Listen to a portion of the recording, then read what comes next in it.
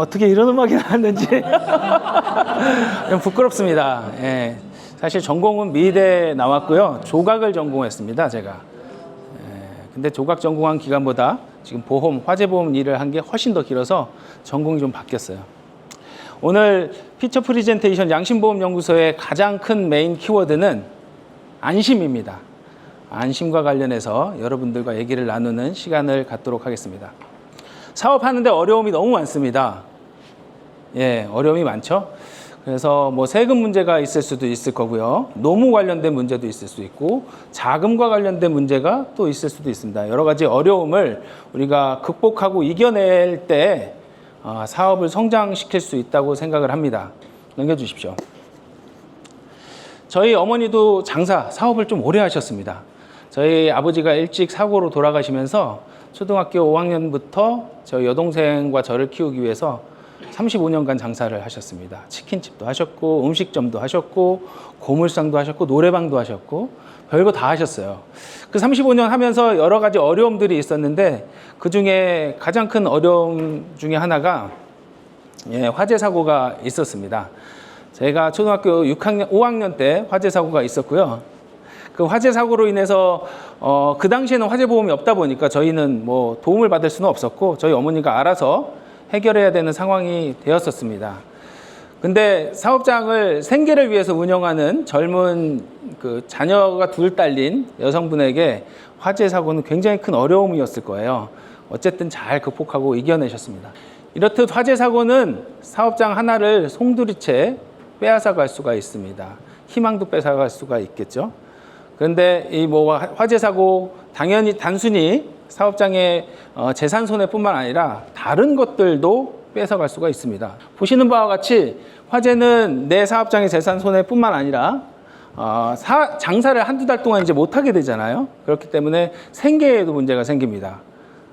장사를 못하니까 한두 달 회복하는 기간 동안에 분명히 우리가 다시 복구하기 위해서 생계에 어려움을 겪을 수가 있고요. 또한 거래처라든지 고객과의 관계에 있어서 신용에 문제도 생길 수 있습니다. 혹여라도 대출을 받고 사업을 운영하신다면 더 큰 문제가 되겠죠. 근데 저희가 현업에서 상담하다 보면 난처한 경우가 좀 있어요. 보험을 왜 이렇게 가입을 하셨지? 이 사업장은 이렇게 들면 안 되는데 왜 이렇게 적립보험료가 많지? 경기가 어려워서 납입하는 보험료가 부담스럽다고 하셨는데 그런 경우가 많이 있습니다.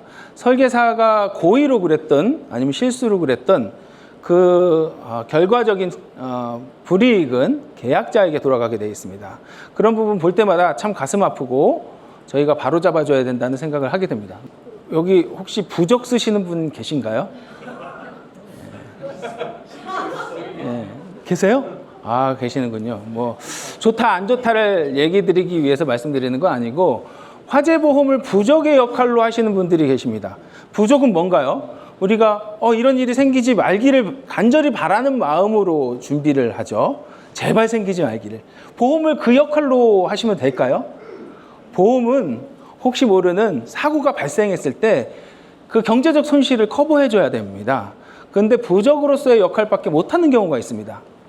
보시는 바와 같이 목적물이 불일치하거나 아니면 요율이 잘못되어 있거나 내 사업장의 요일뿐만 아니라 같이 있는 옆에 사장님 그리고 위에 사장님 주변 사장님들에 따라서 요일이 바뀔 수도 있습니다. 그런 게 잘못됐거나 계약하고 몇 년이 지났는데 그리고 그 중간에 이런저런 변경이 있었는데 모니터링하지 않은 계약 이런 경우들은 보험증권이 증권으로 역할보다는 보험증권보다는 부적으로서의 역할밖에 못하고 있다고 말씀드릴 수 있습니다. 불 이외에도 사업장에서는 여러 가지 위험들이 있습니다. 불이 나면 사실 경제적 손실이 크죠.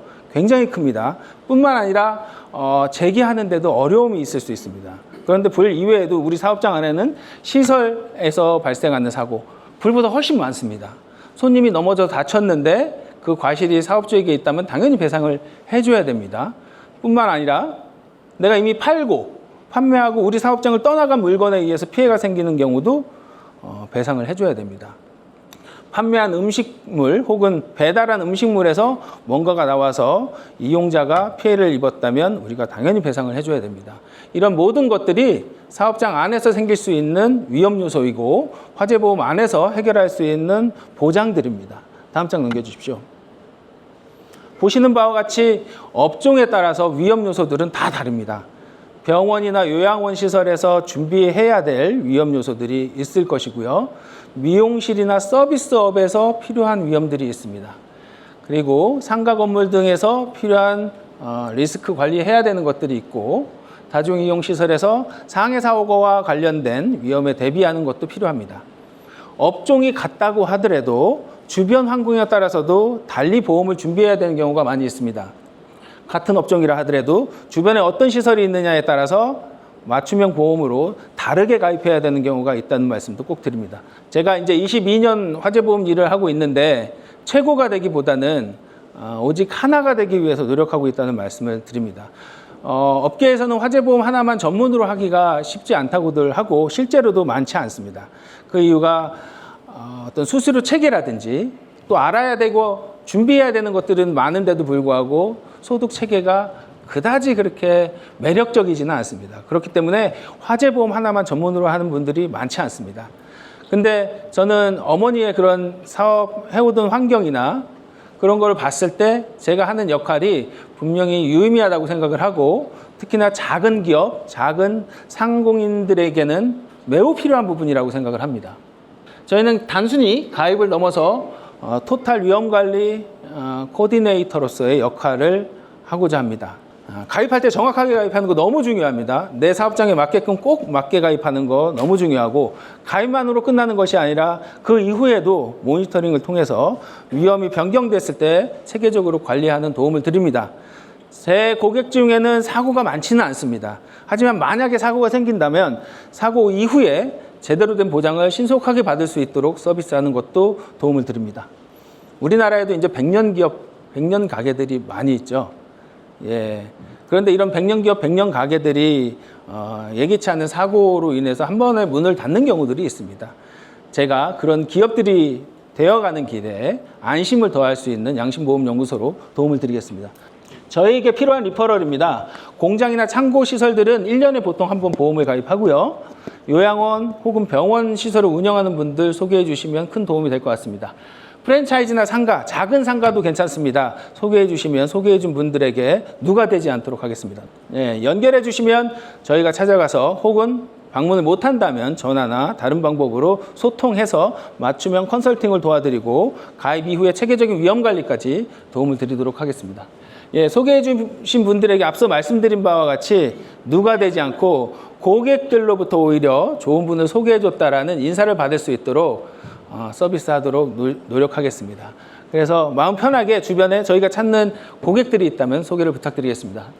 예, 앞서 말씀드린 바와 같이 소기업 소상공인들의 사업 성장에 안심을 더하는 양심보험연구소가 되도록 하겠습니다. 감사합니다. 질문 있으시면.